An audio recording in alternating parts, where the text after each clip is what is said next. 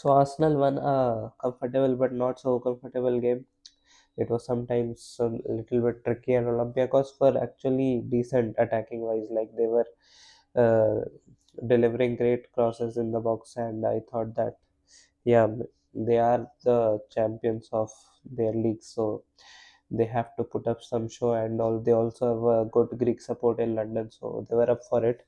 But still, I felt that Arsenal were uh, out there with the intention of playing forward, with minimalizing or minimizing, whatever the word is, their touches on the ball and passing quickly, forming those combination plays like we used to do in 2022-2023 season. The Arteta ball, the real Arteta ball, we actually loved. That was on show, and what who was orchestrating everything? Martin Odegaard. And I made a video about Martin Odegaard and how crucial his comeback for Arsenal is before this game, after his Newcastle performance. And obviously, he's my favorite player, so I have a little bit of bias. But here I will show, because obviously, last in this game, Martin Odegaard was the star. Everybody knows that, and I'll tell you now that what makes Martin Odegaard so significant. So I have also started using two markers. So I don't know. I have a blue marker and I have a black marker. So I'll use these two. Trying to upgrade slowly, slowly. Like this is the upgrade I have made in a month. So when you see the build-up play, in the build-up play, Martin Odegaard can literally go as deep as that he can receive the pass from the goalkeeper. So literally your number 10, who is supposed to be in these areas, has to go to there. And with Martin Zubimendi, he tries to build up play, because Declan Rice is not good enough in on build up. And we also didn't have Calafiori, and Miles Lewis Kelly you could have trusted, but he's very left-sided, so he cannot just shift to the middle just whenever he wants. And Declan Rice was taking these sort of advanced positions where you would usually see your number 10, and that confuses me a little bit tactically, but okay. So Martin Odegaard comes here for the build-up, and then when he gives the ball to one of the fullbacks eventually, and the fullback advances, he advances with them. However, whatever pace they are advancing in, he follows the ball. He comes with the ball here, and then he's ready to receive it again, and then he is ready to pass it to another player. Maybe they'll, just like you saw that move with where he got the ball, he passed it to Luis Kelly. Luis Kelly advanced, then he was available here also, and then he threw gave a through ball. So literally, he follows the ball here, then he passes here, and then he paces up in this area, in this zone.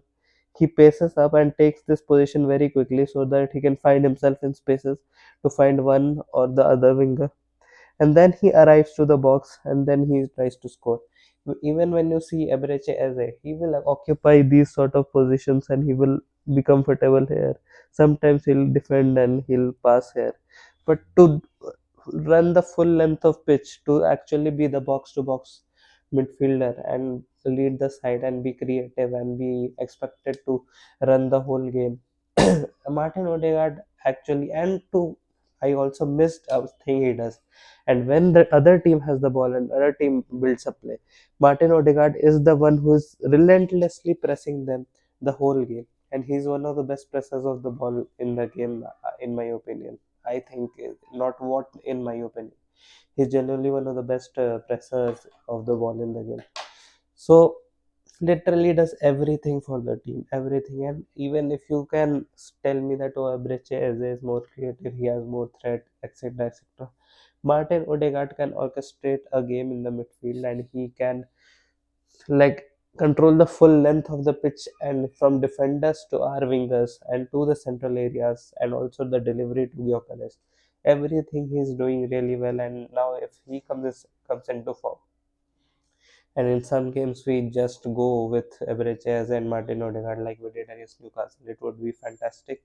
And even in the games where we will go with Ebreches in the wings and Martin Odegaard as number 10. You saw the combination plays we were trying to do. We were trying to be technically sound.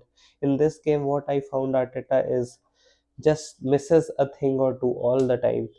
I know he wants to play his senior wingers, but to play Martinelli in the right wing, being a right footer and not being such a good passer of the ball, and not being so, like, he's not good in tight spaces with his passes or even his touches. Like, you saw one moment, you saw, like, with Martinelli, I really feel now, like, this might sound harsh, but he lacks a bit of intelligence. He needs to be told what he needs to do, and he has been clearly told that, oh, whenever you have the ball, you have pace, run at defenders. So you saw when he was in this position, Arsenal are attacking this way. He was in this position. Olympiakos had two defenders.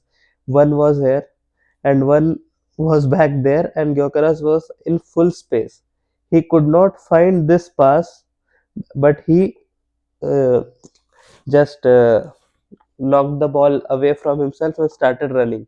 And the defender had a lot of head start to him, so he comfortably got to the ball. So that moment told me that, oh, Martinelli has been told to use your pace, and then he's my just using his pace at whatever opportunity is given. He just doesn't like to look up and find those passes where, oh, he's in space. Like, we have other moments also in last few seasons where we have seen Martinelli can square the ball to Saka and he does not. So these things tell me that he's a player who does not look up often, and he's someone who is not so intelligent. Like, what intelligently, like, I mean, I have to say this, that he does not switch on his brain that much when playing. He just goes with whatever the vibes are, the feelings are inside him. A player who plays with his heart rather than brain. Martin Odegaard on the other side is obviously someone who plays with the brain, and I feel like Nwaneri not getting an opportunity in this game is also. I don't like the fact that now that we have Martin Odegaard and Ebreche, Nwaneri should occupy these positions. Even now that Madueke is injured, also Arteta should trust Nwaneri in these positions, because he is okay. He might be playing number 10 in youth academy days, etc., etc. But the playing style we have seen, he is also someone who likes to beat his man and shoot. He is not someone who he can pass the ball, he can work in tight spaces, but his main attribute, I feel, in my opinion, is for sure, and that is to beat your man and try to shoot the ball. So, and he's a very good shot maker. Like, we saw the goals against PSV, like, he's very sharp in the box. So, and in tight areas he can beat his man, go past players, and the first instinct he has is to go past a player and shoot, sort of a thing. So that ability, I don't think he should be too obsessed with turning him into a central player where he has the burden of the creativity. I think he should just, at this age, he should be more.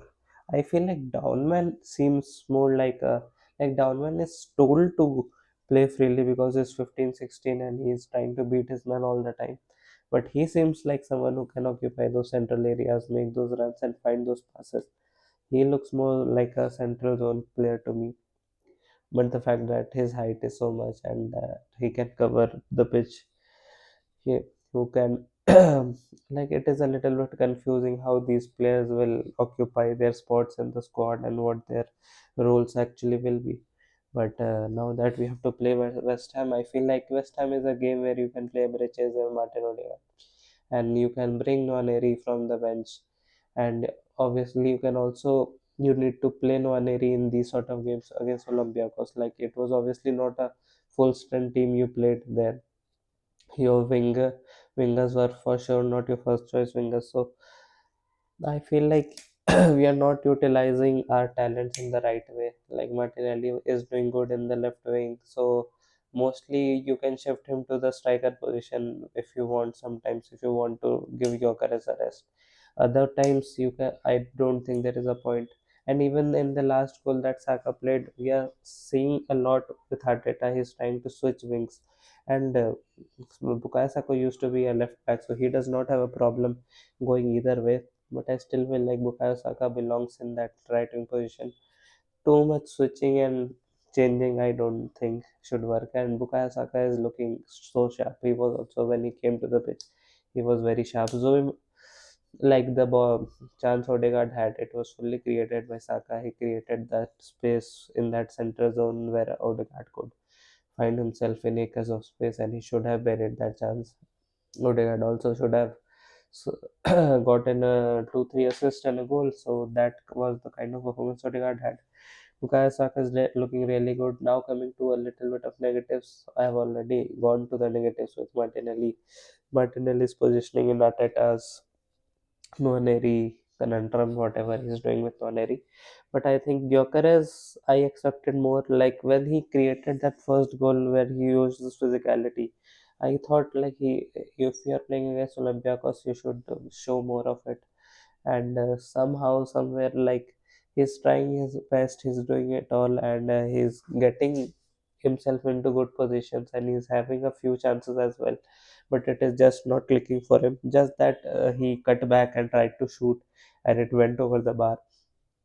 So he did all the right things, he tried his best, but it's just not clicking right now with him. I think once it starts clicking, once he goes on this run of favorable fixtures and finds his form in a game or two, then I think he'll be good. But I don't think he'll be like a top striker that potential he would have aspirations to go to. I don't see that many attributes in him to go that far. Like he won't suddenly become a Haaland or a Aguero and be scoring 100 goals and cutting, like going past players, etc. etc. Aguero was like he was generally a cheat code. But moving forward, we I will also talk about Zoemendi. Zoemendi looked a little bit iffy.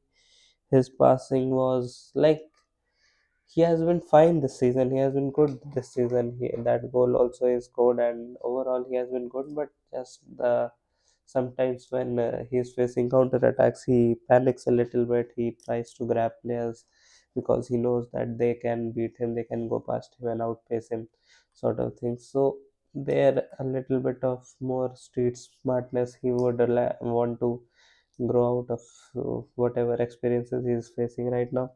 And if he finds a way to tackle the lack of physicality, he will always have, because he cannot increase his height, he can increase his muscle. You can ask Julian Timber maybe that what do you do to increase that. And talking about Julian Timber, Ben White does not look the player he used to be, and I don't know what has happened to him. Maybe the injuries has taken a toll on his body, but you just see the difference when Julian Timber comes. He is so calm in tight situations in his own box, and then he has the ability to go with.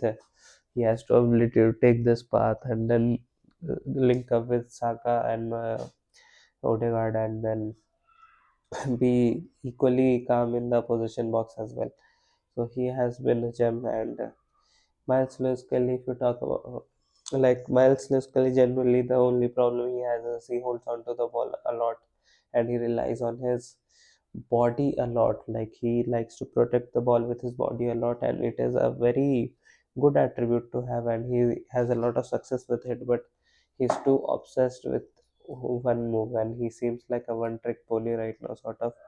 And all these terms are not disrespectful, like I'm just talking about what I feel about them and what they can improve on. They are obviously top quality players, all of them, and I think we'll be in the top three positions in Champions League, and obviously in the Premier League, obviously we'll be in top two. So that shows our quality, and the that is why I expect a lot. I also want to see Nketiah play at the left back position. We have so much variety. One who can carry the ball and be physically strong. Calafiori, obviously, he has the height, he has the reach, he has that good delivery to the box, and his creativity when he can he can shoot the ball very well. So we have so many options. So I am excited for the upcoming relatively favorable fixtures. But let's see. I don't think we have clicked yet in the attacking aspects, but a lot of good intentions in this game, a lot of good like attempt, I can say, like attempt effort, whatever you want to say. A lot of good attempts to form combination plays, spend less time carrying the ball and more time passing and running, passing and running, passing and running, passing and releasing the ball to someone who finds himself and in space. Those sort of exercise and drills we need to like build, and we are slowly trying to build, and eventually like what matters is that post Christmas, when January February comes and then the Champions League knockout stage starts, we need to be ready for that period of time. Like right now we might be 3 points off the top of the table, or 3 points ahead of everyone else and top of the table. But what we need to do right now is that practice this combination plays and build a habit of adapting to the new squad we have, the new ability, the new talent we have. And once we adapt to that and we are ready, we have gelled together well in these 4 5 months, then after that, when February March comes and the knockout stage comes and we are ready, then we'll have a great opportunity to win all the trophies. So that is all we are doing right now, and these games might seem irrelevant. Even the Portugal game might seem irrelevant, but you saw when Arteta tried to attacking tens with a number six against Portugal, that won us the game against Newcastle. So what he has tried in this game might win us the game against West Ham. So it is all part of the process, and you cannot skip any part of the process. So all these games are very crucial, and as an Arsenal fan, I like what I see and I like what my manager is trying to attempt. So credit to Arteta for that, and I just want you to put footed players on the right wing and right footed on the left wing. That combination, I like it. Even Barcelona, you see, they have dropped Rafinha for Rashford just because he's right footed. He's not necessarily the better player out of those, but that is why. And even when I was watching Paris Saint-Germain versus Barcelona, you need to be so technically good to compete against the best, and that was all technicality and all. They play bravely, they play a high line, and it is all about they press you hard. So if you cannot play from the back and be brave and find those difficult passes, they'll press you out to death and you'll lose the ball. What happened to us in the first 20 minutes at the Emirates Stadium when PSG came, that will happen against these sort of teams. So you need to be technically good from the back to the front, and everyone should hold the ball and feel comfortable to uh, act creatively in pressure situations. So these sort of drills, exercises, practice, and approach should be taken so that when March comes, we are ready for it, and hopefully we will be. This is unnecessarily long video about what we are trying to do, but I think it is important. Even the Olympiakos game is very important for us right now. So yeah, let's see what happens when I'll be previewing the West Ham game. I have some interesting points against them also because they also have some good attackers. We'll talk about that in next video when I come up with that preview. Okay, bye.